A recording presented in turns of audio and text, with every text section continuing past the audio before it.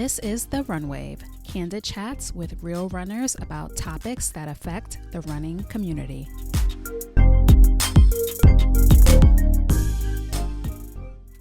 Hey everybody, welcome back to another episode of the Runwave Podcast. I am your host, Kim. If this is your first time tuning in, welcome to the show. If you are a return listener, welcome back to the show. I truly appreciate you tuning in week after week. If you haven't already done so, be sure that you subscribe to the show on your favorite podcast app so you do not miss an episode. You can also go to therunwave.com. There will be a pop-up that shows on your screen. Just type in your email address and I will personally send you an email every time I upload an episode. On today's show, I have Bernadette Henry. I consider her the jump rope queen. You may know her as MakeItFunNYC on Instagram, Facebook, Twitter, everywhere. She's jumping all over New York City. She's in Times Square. She's in Brooklyn. She's everywhere. So I am talking to her about her journey of power walking in New York City. She's picked up power walking and she has turned her love of jump rope into walking, and she is racing all over the city. So I'm chatting with her about her journey and how she's walking, and she doesn't care what anyone thinks about it. So let's get into the interview. Please welcome Miss Bernadette Henry to the Runway Podcast. How are you? I'm great. How are you? I am good. I'm so happy to have you on the show. Me too. I'm so excited. I know. We actually met in person by chance this summer. You know, y'all may or may not know, I picked up roller skating this year. I mean, I roller skated when I was a kid, but I picked it up again as an adult. And Bernadette was in the park, jumping rope, doing her thing. And I ran into her and said, are you, I don't know if I said Bernadette or the jump rope lady. And she said, yeah. I said, hey, you know, I love when I can meet like people in person and just put a name and a voice to the face. So it was so good to finally meet you in person this summer. Yes, I feel the same way. I love meeting my people online in person. And I was surprised that I was taller than you. You look so tall online. Really? Only 5'7". You're 5'7"? Mm-hmm. I'm 5'7" too. I don't know why I felt that you were shorter than me, but yeah, it was just, I got to see you in person as well. And it's like a sight to behold. If y'all don't know, Bernadette she jumps rope for fitness and she teaches classes as well. So it was nice to be able to see you do your thing in person in the park but she's just like so open and just does it. And a lot of people can't do that. And you just set up your gear and you go for it. I love that. Thank you. So what made you get into jumping rope? So I grew up in Bronx, Harlem. So basically lived in the Bronx, always went to school in Harlem. So it was always like a Bronx, Harlem thing. And of course, as little kids, we all just jump rope. So we had the double dutch games. We had like the straight rope games. Single rope, I don't remember how that came a part of my life, but my two earliest memories were in the 6th grade. I was outside jumping rope and I was trying to do a double under and I kept falling. My mother screaming out the window like, please stop, please stop. I'm like, I got to get this. And then my second memory was like in the 7th or 8th grade, there was like this random contest and they wanted to know like how many jumps you could do like in a minute. And I did like 240 jumps. And I also remember somewhere in that story, I borrowed a jump rope book from the library and I tried to teach myself a lot of the stuff and it wasn't too successful. And some of the things to this day I still can't do. But those are the three childhood memories. And then as an adult, when I used to hang out downtown by Union Square and, you know, Equinox Gym was over there. And one day I was just like, you know what, let's go inside this gym. And when I picked up the schedule, it said arrow box, arrow jump. And I'm like, is this a jump rope class? And they was like, yeah. So that's kind of what reignited the passion and how I really developed jump rope as an adult. So what made you, was it health reasons? What made you want to pick up? Because I consider it a sport. Do you? I mean, there's so many, and that's the great thing about jump rope. There's so many different like outlets or avenues to jump rope. So I was a 19-year-old. I always said 19-year-old kid at the time. So I was like an adult, but still a kid. And it's just happened to be something that was on a schedule. Like I wasn't into fitness. I wasn't into working out. I wasn't into any of that. It just so happened I saw arrow box, arrow jump. I said, this is a jump rope class. And I went to the gym. I used to just go to work, go to the gym. And what I did is I went to the arrow box, arrow jump class, which was taught by a former middleweight boxer, Michael Olajide Jr. And from him, I kind of learned like the technical aspects, how to breathe, how to jump, how to slide your rope, all of those technical things that you really may not learn as a kid. And then there was another middleweight boxer there by the name of Stephen Johnson. You know, he's no longer with us today, but he saw my passion for jumping rope. And if he wasn't in class or having a session, he would like pull me in. And he's the one that kind of taught me tricks and things like that. And unfortunately, within that year, he was in a match, went into a coma, and he's no longer here. So I do have like a trick that's, you know, dedicated in his honor. But those are the two that really kind of shaped me as a jump roper. And then, you know, I noticed like a year later, I used to like do the treadmill, I used to do the classes, and then jump rope. And a year later, I had lost so much weight. And I was just like, oh my God. Like I wasn't even, that wasn't the goal. And it wasn't what I was thinking about. Like I had really gained like the freshman 20, 30, whatever it was. And no, jump rope, it just became something I did for fun. And when I did actually get into working out, it was just something that I always included in every workout. Wait, so you lost weight just from jumping rope? Yeah, jumping and walking on a treadmill. Really? Because, Yeah. I remember Michael, Michael Martinez. Yes. Like a few years ago, he was jumping rope. And I'm like, what are you doing? And somehow I found your page through him, but he got it into my mind like jumping rope is another form of fitness that we can do to add to our repertoire, because we're runners, but just it's always good to have something else because running beats up your body. So Right.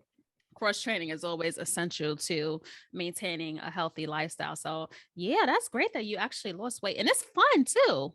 It's Yeah, nice when you can very. do something that's fun and it has like a health benefit for you as well. So kudos on that.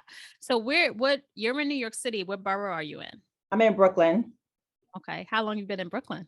since 2016. Okay. So I live in Bay Ridge. So Black people don't really consider that in Brooklyn. Where is Bay Ridge? I don't even think I've Bay ever been to Ridge. Bay Yeah, Ridge. exactly. Bay Ridge is like by the Verrazano Bridge, Syker Heights. Oh, you deep, deep. Yeah, so that's not like Flatbush, Crown Mm-hmm. Heights, the other parts Mm-hmm. of Brooklyn we know about. So Wait, how the heck did you get to Bay Ridge? my husband, Oh, I so didn't he even was know you living were here. married. Yes, I Okay. am. Okay. Okay. So you have three boys, right? Three boys. So tell me a little bit about the boys. Okay, so I have three boys, ages 5, 11, and 13, soon to be 14.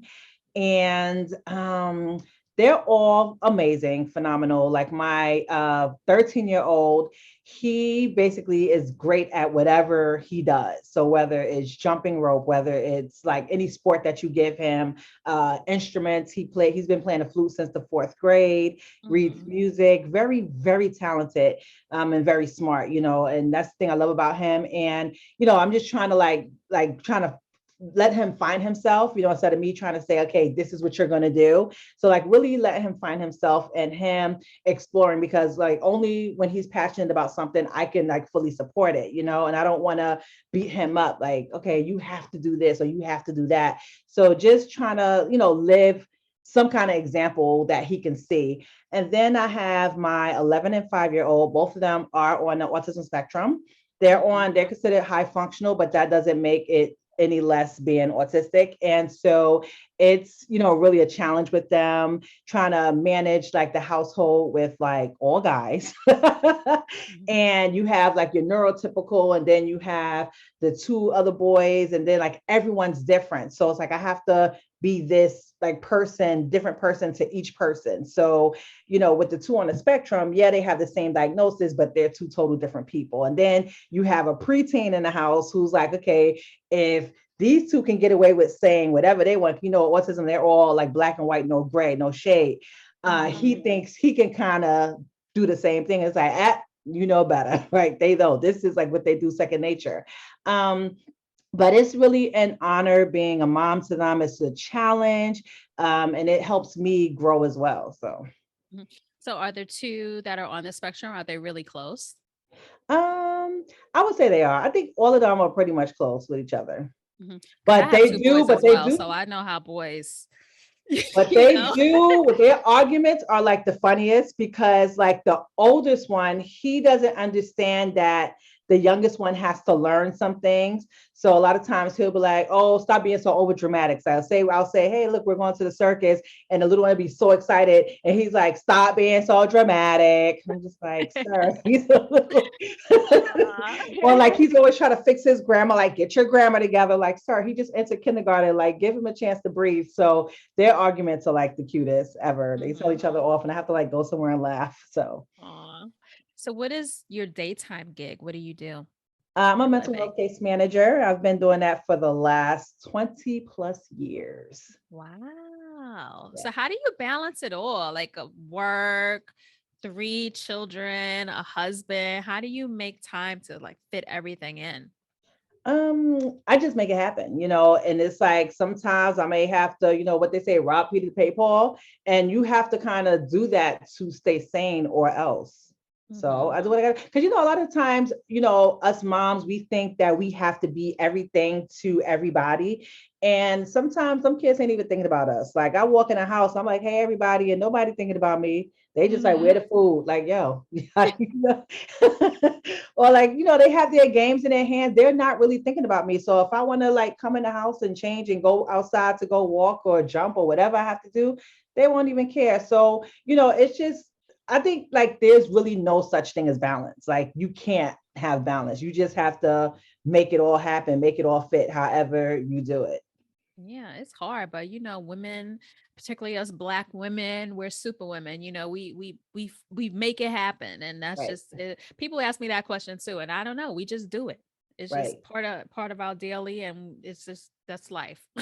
But it's like, but also too, like we have to just be so intentional about taking that time because I think that's one thing that can hold some of us back, that we think we have to be this superpower. And because of that, like other things that we may be dealing with personally, we may not deal with it because we're like, oh yeah, we got to be the strong Black woman. We got to do this. We see our other counterparts and they're like, hey, look, I'm going to therapy. Let me get my 100, 200, $300. I'm going to therapy. I'm going to go sit on the beach. I'm going to go do something to take care of myself. And this is something that as Black women, like a lot of times Black women see self-care as luxury. And it's really not Mhm. about luxury. It's really about more so taking care of your inner self than your outer self.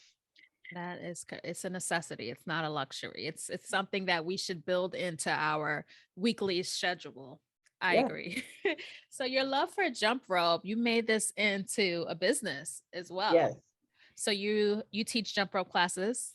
Yes. And it was not done purposely at all. Like I don't even know how it all happened, but I was like I said, jumping rope in the gym is something I've always done. And the style that I created in 2012, I for the most part married like my personality with the fitness. And that's kind of what made it on a grander scale. So when I Mhm. first started posting videos online, there were people jumping, but a lot of times you kind of saw it from the athletic or the Mhm. sport. So world jump rope, you would see the burpees and the flipping and the this and the that. And when I came along, people was like looking at me and they're seeing me smiling and just like having a time of my life. And they're like, oh my gosh, wow, fitness can be fun. So from Mhm. there, that's kind of how I've always pattern my style, like just having fun and showing people like this, like working out doesn't have to be a chore. You can enjoy fitness, you can enjoy working out. You don't have to be so tough. And the things that I do, they're like so easy and teachable to other people. So how are your classes like function? Do you have like a beginner class? Is it for the pros? Or they have to be able to do this and cross the hands and Oh, my class is for everyone. So basically, my class is a jump rope fitness class. That's all we do. Like back in the days, I used to have it where we would like jump and then push ups and squats and things. I like took all of that out because we do so many different things with the jump rope. So I have a mixture of beginners and veterans. So veterans, I call anybody that's been to the class at least twice. And Wow. I have it where we do certain standard things. So we'll do like the basic jump. We'll go over footwork. We'll go over basic tricks. And then, at the end, of course, everybody's favorite part is the freestyle, where they get to kind of freestyle, what they learned or whatever they want to do. And so what I do is, like I said, because we follow a certain format, I teach a certain style. So my style is jumping to music. So that's kind of the end all goal with the students, like really jumping to music. So while I'm teaching the beginners, a lot of times I'll be able to say, okay, for the veterans, I'll say, okay, just add these two tricks together while I'm working on these tricks with the beginners. So everyone kind of gets their needs met in that class. Mm-hmm. So your following has been steadily growing and increasing. So when would you say that this was it? Like, this is when people started knowing my name and who I was and what I do. What point was that for you? I would say maybe 2000, I would say maybe 2014, 15, 16. When I look back on YouTube, I believe my first jump rope video on YouTube was about 2009. And I've basically been online before Instagram even had video. And this is a point that I try to tell everybody, that it takes many years to become an overnight wonder. So sometimes you may see someone. Well, it's not an overnight wonder, right? Right. Put the work in. Yeah, you got to put the work in. And I say, I think a lot of people are aware. Sometimes the numbers don't reflect it as well as they should. But then when I look at everything else collectively, I look at all the media, I look at all the other things that I've done, and just me going out and people running into me like, oh my God, I follow you on Instagram or TikTok or Facebook, just like how you did. And it's just, amazing how small this world is. Like, I even met a coworker at like one of my previous jobs, and she was like, oh my gosh, are you that girl that jump rope? She seen me on Snapchat and I didn't even know her. So I think that, people, they know. Sometimes you may not realize how much people know, but they know. Do you think there's been any downside to the exposure? Of course, as always. So, for me, I'm not your typical fitness looking person. So, of course, I get the fat shaming. I've been getting that since like forever and ever and ever. I think that's like probably the biggest thing is the fat shaming. I think sometimes being compared. So some people are like, hey, are you ever going to do a mic release? And it's like, no, I'm not. Like, I have my style, and that's where I'm going to stay, for as long as I'm jumping. So of course it's going to have its downside. People are going to, it's just like celebrities, when you have like thousands upon thousands of people watching you, there's going to be the good, there's going to be the bad. Now, how do you deal with it? Because I have a YouTube channel and I post a lot of like travel videos, and I travel like a lot during the pandemic. And I got all those comments like, why you going here? What you doing? And I would have my type it. I was like, let me stop. I don't know these people. Let me fall back. How do you not, or do you go in on people? Sometimes I'll do it in a nice way. So sometimes, like before, I used to get upset. Now it's just like whatever, because I know, like, if I hand that same person a jump rope, that in 10 seconds they'll be like huffing and puffing, and people don't really realize all that goes into jumping rope. So I'm laughing, yes, I'm having fun, yes, but jump rope is like really, like, that's like one of your top conditioning things that you can do. This is why your elite athletes such as boxers, they jump rope and they run, because once you get in that ring, and I used to be one of them people like, why is the boxing match, or why is the round only 3 minutes? But when I got into that boxing ring and started sparring, I was just like, oh, this is why because now you have to move your arms, your legs, you have to be on the offense, you have to be on the defense, and there's so many moving pieces. And that's kind of what the jump rope gives you, because now you have to do all of that and try to maintain your breathing. So I realize, like, these people, they're not going to be like half on that level, even just doing a basic jump. So that kind of, and then like on TikTok, how they have the thing on TikTok where people can leave comments, and you can actually make a video to the comments. And I started doing videos, but very, very positive videos. And I noticed that those videos go viral real fast. So I'll like address it, like even to the point where Sean T, he reposted one of my videos on his Instagram reel. So he took a double dutch video, and then he took like my voiceover on another video of me expressing the fat shamers, and he posted it. So, every so often I'll address it. Do you feel like since like TikTok has become so big in the last few years, and Instagram, changing with the reels and the video, has that helped you to get more exposure and noticed by other people? Oh yeah, definitely. TikTok is like so big, and I was actually on TikTok when it was Musically, but didn't realize like what it was. Mhm. And I had already had an account, like which I really didn't realize until like I created the new account. And I started the account I think in 2019, and that's where I met Danietta. I did it like in 2019, and I doubled my Instagram following in 1 year on TikTok, because TikTok, that's like that would like TikTok, I think it's less restrictive than Instagram, Facebook, and the other social medias, because people really truly appreciate you like being yourself and living in your full light, you know.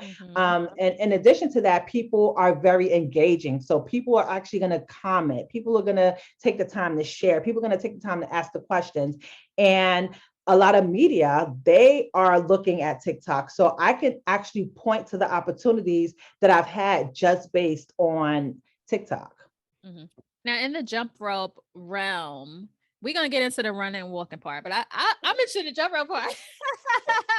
In the jump rope realm, are there like people that look like you, or is it? I mean, you mentioned like the fitness, types and everything like that, but are there any of us? Because I think that I look like you. When I see you, I see me. Are there any of us in this realm, or do you feel like you're out there on your own almost? I think that because of me, a lot of people are coming out of their shell. And I've heard this a lot of times, because if you look at me, I'm in the gym, I'm in Times Square, I'm on 34th Street. I will jump Mhm. anywhere, anytime, as long as I have my sports bras on and the jump rope, I'm good. I'm going to jump anywhere. So I think that that's given a lot of women confidence, right? And I've seen other women like on TikTok, on Instagram, on Facebook, they're coming out of their shell. And there was this one particular lady, right? And she was just like, "Oh, I was plus size," or she's plus size, and she was ashamed to go to the gym.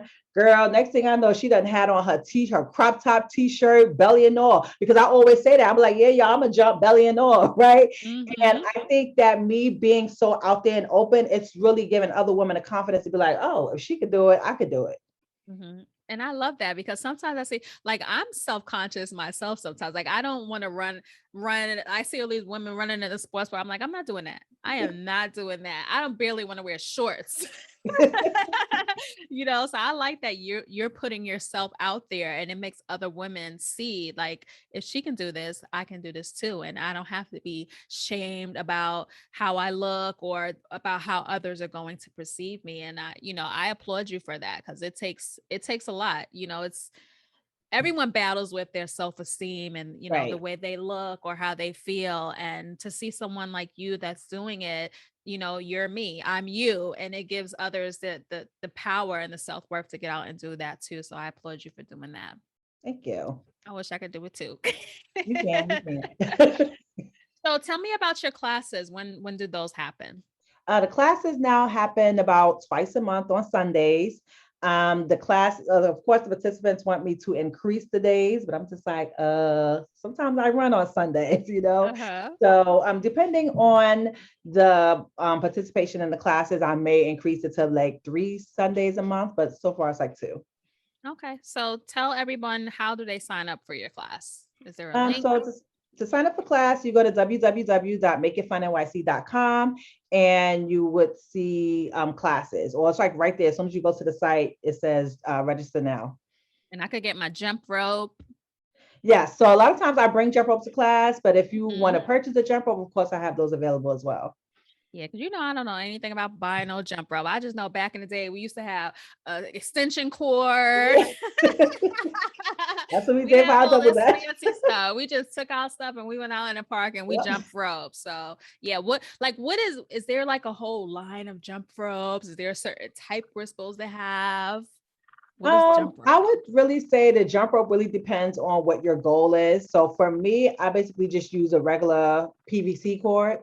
Mhm. And that gets me through everything that I need to do. And then they have weighted ropes, which I use as well. So when I'm just jumping rope to get a workout, I'll do the weighted ropes.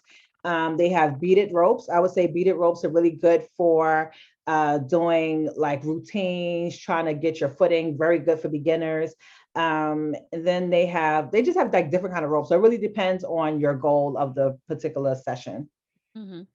Okay, so let's get into why I brought you on the show. Yes, ma'am. Because you are out here getting okay, look, y'all. I did a challenge for December and I posted, 3 miles a day. We're gonna run 3 miles a day every day for the month of December. And I said there's no walking allowed. You have to run your 3 miles. And Bernadette said, I'm doing this challenge, but I'm gonna walk my miles. And I said, well, you go, girl. You don't care what anybody thinks, and I love that. So, there's a lot of run snobbery in the running community. I have been a part of it, I admit, but I've been trying to do better. But you are out there and how would you characterize power walking? Yeah, power, speed. I interchange between the two. And you're actually doing races as well, walking the races. So what made you want to pick up power walking? It was really by chance. It was never in my life goals, my life plans. So I was part of a fitness mastermind, and a lot of them, of course, are in Atlanta. And it was sponsored, the sneakers that I wear, Mizuno, it was sponsored by them. And so the guy was like, hey, we're all going to do the race. So I said, okay, I'll do the virtual option. And it was a 10K, right? And that was like the worst experience of my life because I was just not prepared. So this was July 4th. And I went to teach my class that morning. And then I was still and when I go to teach my classes, I usually don't eat. Like I may drink some water or whatever, but I usually typically don't eat. So by the time I, got the kids together, got their little food, came back to Brooklyn, it was like 4 o'clock. And it was like, I went to GNC. I picked up a protein shake and a gallon of water. Mm-hmm. And then I went and I walked in that hot sun for like 2 hours. And Girl. yeah, it was a mess. And when I tell you, I did not want to pick myself up off the floor. I did not want to pick myself off the floor. Like I was like vomiting. The kids were like, "Mommy, I want to go home," because they were already out there for like 2 hours. But eventually I made it home, and my body was done for like at least like 3 or 4 days. And I don't know what triggered, but I have a friend, Melissa, whom I met like last year in Bay Ridge. And I think I was telling her about the experience. So she's like, yeah, you got to do this, you got to do that, you got to do this, you got to do that. So I'm like, okay. And then Artia Smith, she was giving me some pointers as well. So then by that next Sunday, literally, I was out in Coney Island, like doing a race, like another 10K, right? Or Coney Island. Mm-hmm. And that time it took me like an hour and 38 minutes. And I don't know how I became addicted to it, like those two races. And then I think I started looking for races. And then that's when I found Elite Feats and Harlem Run. So I did a race up there. And that was just exciting. So I was like, I knew I was going to see people that I knew. And I don't know, it's just been an addiction. It's just insane. Mm-hmm. So how has the running community welcomed you or not welcomed you? Have they welcomed you in? Um, I think like for me, it was about really finding what works for me because I know that I walk and usually I do like 15-minute miles. Race day, it may be like 13, 14-ish. So I think that it's about really finding a community where I fit in. And, when I did my first run with like city runs, I kind of felt intimidated. That was the first in person. I felt intimidated because first of all, the race was like at 7:30 in the morning and I had nobody there. So I had nobody at the finish line. I had nobody to like congratulate and cheer. It was just like nobody. And everybody was like so serious.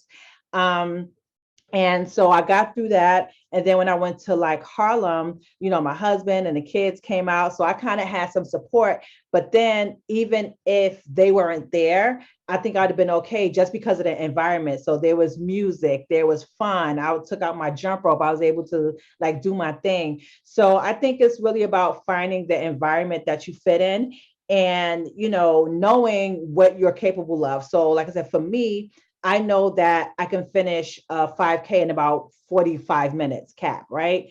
So I'll kind of do that anywhere. And then a 10K, I can finish that in an hour and a half. So when it comes to 10Ks, I'll make sure if I'm doing a 10K that maybe a 13.1 miler is going on at the same time. because I know that like I won't be like I might be the last one to finish the 10K, but I won't be the last one out there on In the the race. race. So I think it's about really finding the communities, and Elite Feats is definitely one of them for me. I do a lot of their races. Like I said, this is new to me, so I do a lot of their races just because the environment is welcoming. You have a mixture of people that just do come out there for fun, and then you have your people that are serious. I always go in, I jump. The finish line pictures are the best for me. I love their pictures. But I did have an experience at the last 10K that I did just a couple weeks ago. This lady, I don't know if she was sizing me up or whatever, but she was like, "Are you gonna walk or run?" And I'm just like, "I'm walking." She's like, "Oh yeah, because I'm gonna walk too." Next thing I know, she running down the thing. I looked at my friend, I'm like, all of that was like totally unnecessary because like I walk. And I've had people also too say, "Oh, you should Galloway, you should do the walk run." And I'm just like, no, I don't want to do that. I don't like run, like I don't like running and jogging, period, at all. And my method is do something that I can be consistent with. And if I can sit there and do 15-minute miles for like, 45 minutes, that's good. 10K. If I can sit there and walk that 15-minute mile pace for an hour and a half, that's a lot of work. And people don't realize that speed walking, power walking is a lot of work. It's not like I'm sitting there like walking slow. It's like work, and I know. It's a lot of work. So, and I think too that there's a lot of people that desire to do this, but they're intimidated because they think they have to run. And I've started putting some posts out there like, look, if you want to go out there and walk, then go walk. Train for the race that you're going to run. So like I've noticed sometimes even when I do races, there'll be people like walking and then they'll run, they'll walk, they'll run. But then what I notice is that I end up beating them because they're not training for that. Like me, literally every single day I'm out there and I'm out there training, walking them 15-minute miles, even on those days that I don't feel like it, because I'm training for the race that I'm going to do. So it's really what you're going to do what's sustainable to you, and you're going to do what you can stick with, and then finding those communities where you'll fit in. So like there's a group out here in Bay Ridge called the Ridge Runners, and they have like a lot of different runs and walks throughout the week, but I only go to like the Thursday night casual because they're, some are running and then some are like walking fast or whatever. And because I started, I joined them, they now, what they did on the Thursday night casual is they'll make like the 3 mile, I guess, for the 3 miler for the runners, and then they'll do like the 2 miler for the walker because they know that I'm going to come and walk. So I think it's really about going into those communities and environments that's going to accept you. But I seen you with run crews, local run crews, and you just go out there, and I know a lot of crews in New York City, they're like inclusive and they don't leave anyone behind. So have you Right. felt that like camaraderie with them? I actually went to my first because I'm like not affiliated with any crews, but I just went out with Life of the Party Runners, right? And it was cool because it goes along with my mission of having fun.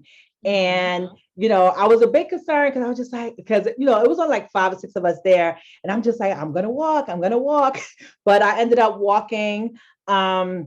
And the young lady was like, she was jogging, I was walking, and it was like a challenge because I'm like walking, she's jogging, I'm like talking, and I ended up, finishing in like 28 or 29, but it was a challenge. Let me tell you, there's always going to be someone there with you, Right. right? When you find your tribe, you'll know. But there's always going to be someone like I'm not as fast as I used to be, and I Right. don't care. I don't care anymore. I just do it because it's what I love to do.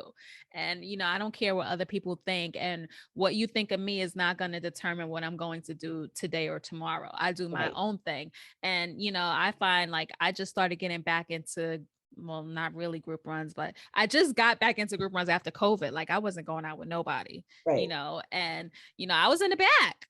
and it was someone back there with me, and we were just, this is our thing. We're gonna stay together and we're just gonna finish it. And that's just is what it is. And I think like the New York City running community will welcome you with open arms. There's always going to be someone that's going to be there for you, to support you and to encourage you to, stick with this. And who maybe one day you might jog.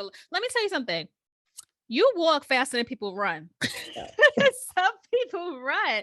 I mean, you're going to be in the races and you're going to see people that started ahead of you. And like you said, you're going to catch them and you're going to finish before them. And that's just how it is. And, I see that you've caught the bug now.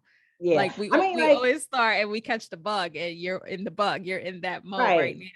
And it's like sometimes, like, if I start the race, I may jog for a little 30 seconds to start it out. If some hills come up, I may do it. If I look at my watch and I feel like I'm a little behind, I may like do a few jogs there. But it's all like if I see some trees spaced out, I may jog in between the trees, like jog, walk. But it's not something I'm gonna do consistently. So like I'll throw the jogs in there, but it's not something that I know I'm gonna do like consistently. So yeah, no, you have to do what's best for you.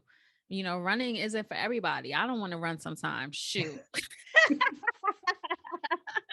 I like to get out there and walk too on my treadmill and just, take it easy. And I applaud you for it, because everyone can't go out there in a race where everyone's running and walk. Everyone can't do that, but you have the confidence and the perseverance to get it done. And I love it. I love it. And I said, I'm going to do it. Like, this is what I'm going to do. Like, no matter what anybody says. And I think that's all that matters. And I think that, people are watching. So like one of my good friends, she has diabetes 1, and, that comes from, childhood, things like that. And so she was trying the jump rope thing, but it just was too much, for her body. She's like in her 40s, like her body is just deteriorating. And I believe I did my last 10K a couple of weeks ago, and she called me. She was like, look, I want to do this walk. She was like, I was like, okay. She's like, I see you doing it. I need to do something. Like, I need to get out this funk. I am going to do this walk with you. And she was like, are you sure you're walking? Are you sure you're walking? I'm like, yes, of course. I'm like, this is how I do all my races. I'm not lying to you. Right. And she came out there with 2 broken toes and she did her thing, and I think it's just about motivating people, to step outside of themselves and do something. Because I always tell people, like, something is better than nothing. I think that you should just start your own group. Yeah, I thought about it. You just do it. I mean, you're encouraged. Like you said, that woman came out. There are probably so many other people that are watching you, and they're like, I can do this, but who am I going to do it with? And if you put the call out there, like, hey, this is I'm starting a group. We're walking, come out and join us. People are going to come. That's how every run crew started. Wow. I think you should go for it. Shoot, I'll come out and walk with y'all. I don't want to run anyway. Go for it. I'm serious. You should do it. Think about it. I know it's a lot of commitment, and you're doing so many other things, and it's like another thing to add to your plate, but people need you. They're watching you and they're like, I can do that, but I don't know how. And you could be that catalyst to get them out there and come out of their shell and change their life, because that's what this does. It changes people's lives. It really does. It really does. And I never knew. And let me tell you something, like, this thing is so life-changing that I am getting up sometimes at 4:30 in the morning or 5:30 in the morning just to make sure I go out there and get my 2 miles before I go to work. Like, it's so insane. Like, it's like really life-changing. And in addition to like the physical and like the mental, emotional benefits of it, like, I've met so many amazing people. I mean, so many amazing people, and grown closer bonds with people that I already knew. And I think, because of like getting into this walking community or this running, I just call it all running, whatever, runner, walker, jogger, we all runners, right? Like, I've met amazing people. Like I wouldn't have met like Karan Allen. Like, I may have met him somewhere down the lines, but I met him because of a race. I've just come across so many amazing people, so many amazing communities, organizations. And I think it's like an amazing community as long as like you're true to yourself. Don't you love Karan? Every time I hear him speak, I'm like, Mr. President. Like I could see him being the president in like Yes. 20, 15 years. I know, like sometimes I feel like this thing we get closer to people that we've met through this sport than like friends that we've known for years. Right. Like you see your fitness friends more than your regular friends. Yeah. Which I mean, is that's crazy, basically what but it is. that's reality. And you become so close to these people, like they become your family. And yeah, running has changed my life. You know, it's taken me all over the world. I would have never gone to certain places without running. And, Wow. you know, walking can change your life too. So what's next? What races do you have next on your schedule? So I have two races in January. They're part of the winter series with Elite Feet. So they're doing like a winter tour. So I'm going to do the one in Prospect Park. So this could be my first time in Prospect Park. And then another one in, I think, Forest Park out like close in Queens. And then there was just the post posted today for the Black Solidarity run on the 17th of January. So now that's 3. So my goal is usually to do at least 2 walks a month. Okay. So do you have any plans to upgrade your distance, like to do any halves or maybe the marathon? No. No. No. I'm like 13 miles. It's not that, because I've seen people actually speed walk the 13, because I'm that person that will go to a race and I will stay there till everyone's complete. So even if I did a 10K and there's people still doing like a half, I'll wait. Like that's just what I like to do. And I've seen 2 people so far at different races speed walk the race. But I think I'm good at 5 and 10. So have you done the New York Road Runner races yet? I've never done a New York Road Runner race. You should give it a try. I mean, like the 5K, well, you know what? You can do like in the summer, like the Queens 10K. Okay. Because that one, like you get a really nice medal for, and the Percy Sutton in Harlem, that's a 5K. That's like a really good, you don't get a medal, but it's like our race. Okay. Other than Ted Corbett, you know, that's like our race that we do every year. What else do they have?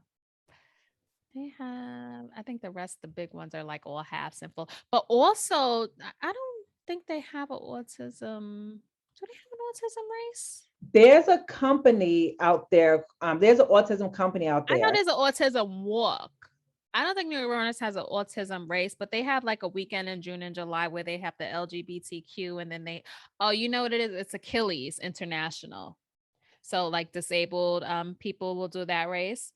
But yeah, that's in June and July. That's like a 4-miler. So they have a lot of options that I think would be like really good for running. And you can even bring they have like kids races too before some of the races, like 1-milers. So the kids can come out and do those. So they have like a lot of good options. And also you did a pace runs race as well before, right? Yes, I did one. Yeah. I have the medal right up there somewhere. Right here. Yeah, I love them. I met Mikey like before they were pace runs. They were like Greek affiliated. They had a Greek affiliated race, and yeah, they're like a good company, to a minority owned company that, you know, I like to support. So yeah. Yes, as soon as they put their schedule up, I'm gonna like schedule them all out. Well, I'm proud of you. Thank you for doing your thing and not caring what other people think, and just getting out and encouraging others, because I see your posts and you encourage me too. You know, and and people say that to me. I don't post as much as I used to because I just can't be bothered no more. It's a lot. But I scroll, and when I see people like you getting it in, it makes me want to get up and say, I need to get it in. I'm not going to post about it, but I'm going to do it. Right. You know, so you encourage me, and I know that you encourage other people as well. And I'm going to get to one of your jump roping classes. Yay, that'd work. Because I need to do something else. But look, no matter what happened, I'm gonna have that thing with me. I know, but you would be surprised too how much the conditioning from the jump rope has helped with the walking. Oh, I know, because when you said boxing, the light bulb went off, and I said, "Oh, boxers do jump rope. You always see boxers in their training like doing the jump rope, and it's not easy. People think because you make it look easy, but it's not easy." I'm gonna tell people that all the time. I'm like, I be smiling, but you make it look fun, and I know it's not easy. So yeah, I want to come out and maybe we could do a little something. You can put me on your TikTok, give me some followers, because ain't nobody Yeah, following me on let's go. TikTok. Even if you have to run on the seventh, well, they say it might be real cold. I don't like jumping outside in the cold. It's too cold. Yeah, I'm not jumping outside. We're gonna wait until spring to do Right. that. I'll come to Brooklyn in spring and we'll get that in. That's all. When I do like my little morning walks outside, I do not jump. I do my morning walk. I come get ready for work. It's too cold, especially if it hits you. Definitely, it's too cold right now.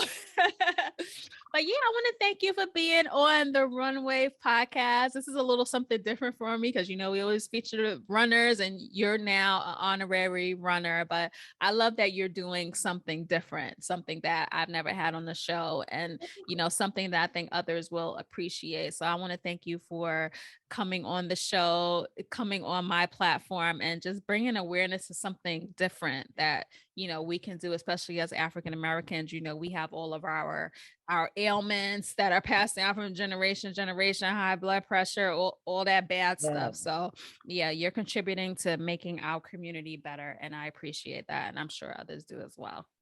Thank you so much. Well, tell everybody where they can find you on socials. So my website, MakeItFunNYC.com. Everything else, Instagram, Facebook, Twitter, Make It Fun NYC, TikTok, Jump Rope is Dope. Okay, so I will leave all of Bernadette's details down below so y'all can follow her. If you're in New York City, sign up to take her classes. You might run into me in one tripping over my jump rope, but I'm going to do it. And I want to thank you for being on the Runway podcast. It was so good to have you on. Yes. All right. I hope you enjoyed my chat with Bernadette, aka Make It Fun NYC. I will leave all of her details down below so you can follow her. And if you are in the New York City area, be sure to check out her jump rope classes. You can find the information to join on her website. I want to thank you for tuning in to this episode of the Runway Podcast, and I will catch y'all on the next one. Later. Thank you so much for tuning in to this episode of The Runwave. If you are a runner that has a story to tell, feel free to email hello@therunwave.com or shoot me a DM on Instagram @therunwave. Don't forget to follow The Runwave on Instagram, Twitter, and Facebook. We are The Runwave on all platforms. Subscribe to our email list. It is listed down below in the notes of this show. And subscribe to The Runwave on YouTube. The visual episode of this show will be posted there.